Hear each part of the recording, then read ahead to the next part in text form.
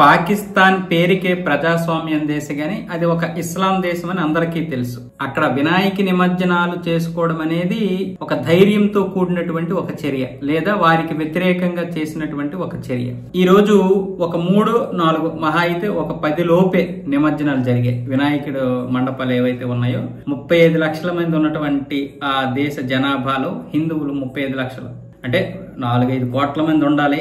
వాళ్ళందరూ ఎలా కనుమరుగైపోయారో, వాళ్ళని ఏ విధంగా ఇచ్చేసారో మనందరికీ తెలిసిందే. 4000కు పైగా దేవాలయాలు ఉండాల్సినటువంటి పాకిస్తాన్ లో ఇప్పుడు 40 లోపు దేవాలయాలు ఉన్నాయి. దేవాలయాలే లేనటువంటి పరిస్థితుల్లో మనం వినాయక నిమజ్జనాన్ని మనం ఎలాగ అనుకుంటాం. అయితే ఈ రోజు 9 రోజులు అయిపోయిన తర్వాత ఒక ఆటోలో నిమజ్జనం కోసం గణపయ్యని తీసుకెళ్తుంటే చుట్టుపక్కల కూడా అందరూ విచిత్రంగా చూస్తున్నారు. పైగా ఆటోలో తీసుకెళ్తున్నటువంటి మన హిందువులు భయంగా ఉన్నారు. అంటే గట్టిగా డప్పులు కొట్టలేకపోతున్నారు, గట్టిగా సందడి చేయలేకపోతున్నారు.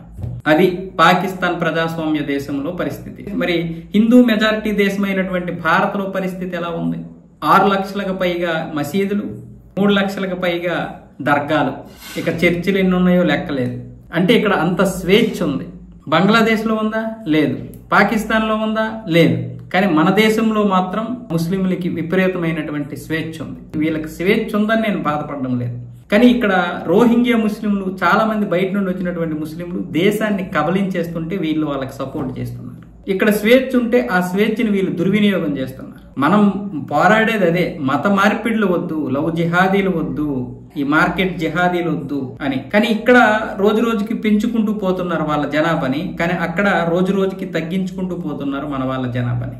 అంతెందుకు, ఇక్కడ బాలాపూరు వినాయకుడిని కూడా ఆ పాత బస్తీ ప్రాంతం వచ్చేసరికి ఉరుకులు పెట్టిస్తున్నారు మన బండిని. ఏదైతే ఆ నిమజ్జనానికి తీసుకెళ్తారో లారీని ఉరుకులు పెట్టిస్తారు అక్కడ పాత బస్తీ వచ్చేసరికి. అంటే అంత భయం పడే పరిస్థితి భారతదేశంలో ఉన్నప్పుడు పాకిస్తాన్ లాంటి దేశంలో ఉండడం తప్పే ఉంది. మరి ఎప్పుడు మారుతాం మనం?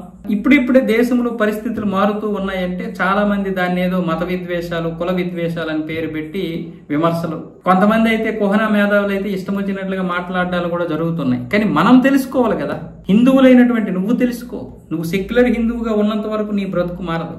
కట్టర్ హిందువులుగా మనం ఉన్నాం కాబట్టే ఈ రోజు సెక్యులర్ హిందువులు బ్రతకగలుగుతున్నారు. కట్టర్ హిందువులు కూడా సెక్యులర్ హిందువులాగా మనకెందుకు వారికి లేని బాధ అని వదిలేస్తే దాని పరిస్థితి, దాని పర్యావసనం వేరేగా ఉంటుంది.